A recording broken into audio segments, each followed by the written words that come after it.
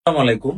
আমরা এই যে বেলাল নামে শিশুটিকে দেখতে পাচ্ছি, ও কিন্তু বাবা মায়ের একমাত্র সন্তান এবং ওনাদের বিয়ের ঠিক 9 বছর পরে ওর জন্ম হয়েছে। জন্ম হওয়ার পরে ঠিক যতটাই খুশি হয়েছিলেন এবং ততটাই দুশ্চিন্তায় পড়ে গিয়েছিলেন ও জন্মের পরে। কারণ ওর জন্মগতভাবে মলদ্বার বা পায়খানা রাস্তা ছিল না। আমি একজন শিশু সার্জারি বিশেষজ্ঞ ডাক্তার সাব্বির রহমান মোল্লা। আজকে আমাদের সেই বেলালের সেই সুস্থ হওয়ার কাহিনীটা একটু শেয়ার করতে চাই।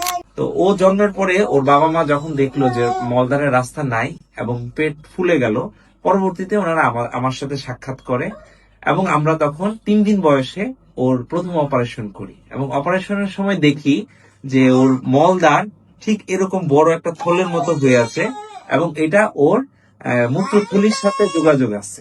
পরবর্তীতে আমরা সেই থলিটা কেটে ওর পেটের মধ্যে একটা বাইপাস রাস্তা করে দিই, যেটা দিয়ে সে এতদিন ধরে মল ত্যাগ করে আসতেছিল।